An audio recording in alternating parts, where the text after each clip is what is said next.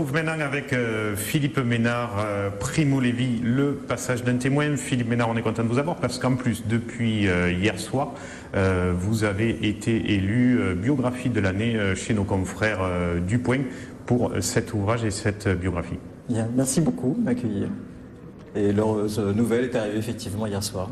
Alors pourquoi, je crois que c'est la 4e biographie sur Primo Levi. Aujourd'hui, pour vous, je ne l'ai peut-être pas rappelé, mais vous êtes professeur d'université littéraire à Clermont-Ferrand et puis aussi directeur de la Fondation Auschwitz à Bruxelles. On peut comprendre pourquoi, pour le coup, mais pourquoi venir sur une biographie aussi détaillée, aussi complète aujourd'hui?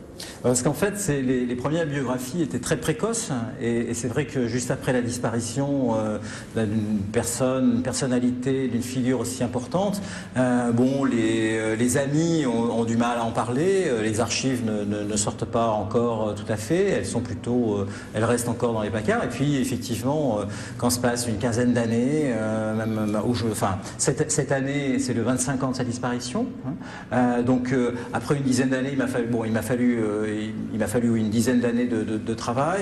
Bon, les archives remontent petit à petit, les discours sont un petit peu différents, un peu plus nuancés, un certain nombre d'informations se révèlent et qui permettent de véritablement faire une biographie du personnage, de toute sa vie et de la mettre en rapport avec l'œuvre, ce qui est aussi très important et ce qui permet d'éclairer aussi l'œuvre différemment. Alors pour ceux qui ne savent pas qui est Primo Levi, ça a été en tout cas un témoin de la Shoah, mais surtout quelqu'un qui a témoigné tout au long de sa vie sur ce qu'il avait vécu et ce qu'il a marqué, peut-être jusqu'à sa mort, en tout cas c'est indéniable.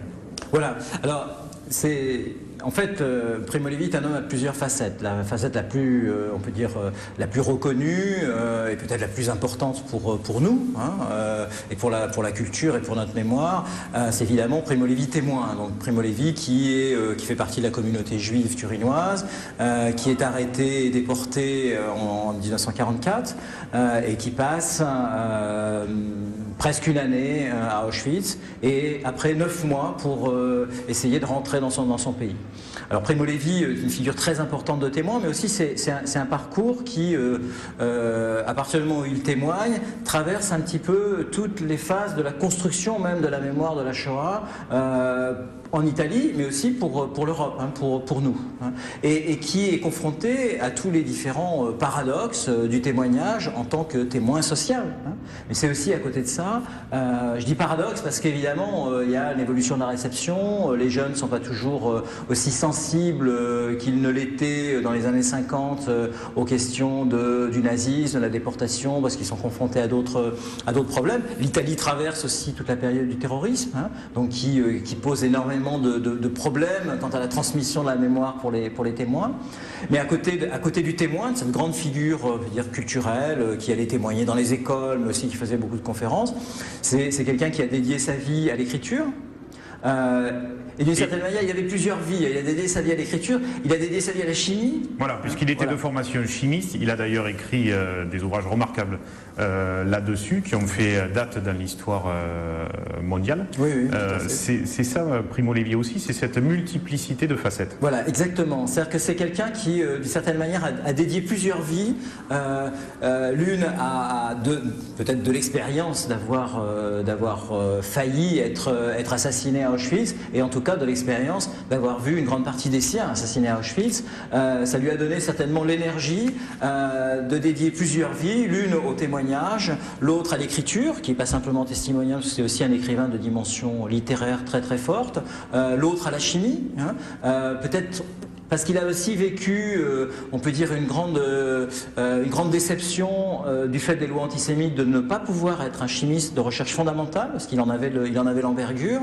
Et après, il s'est retrouvé donc le directeur de laboratoire dans une entreprise de chimie à côté de Turin, et directeur de après directeur général de cette firme. Donc écriture, témoignage, chimie, et évidemment aussi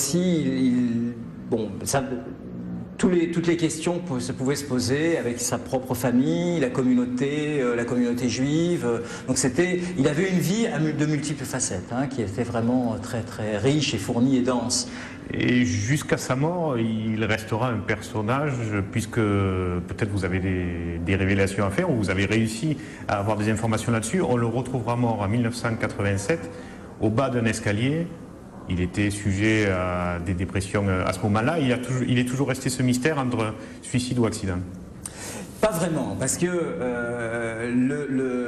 le suicide, bon, vous avez différentes formes de suicide. Vous avez des suicides qui correspondent à des projets, hein, d'une certaine manière, comme certains rescapés en ont fait, qui n'arrivaient plus à vivre dans le monde, dans lequel ils étaient revenus, dans lequel ils étaient revenus, et surtout en gardant la marque, le traumatisme du monde concentrationnaire.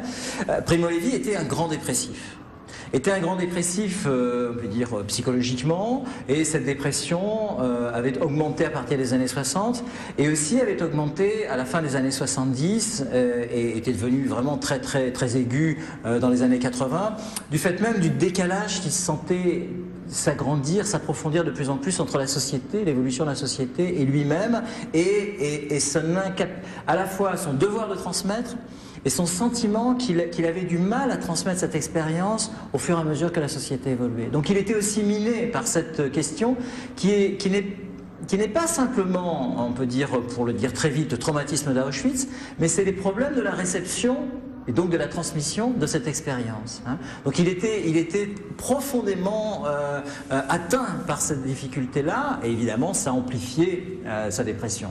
Est-ce que votre fonction, votre rôle de professeur d'université au contact de la jeunesse aujourd'hui vous a aussi influencé à devenir un apôtre, le témoin comme Primo Levi l'a été, de ce que tous ces jeunes-là et même leurs parents n'ont pas connu?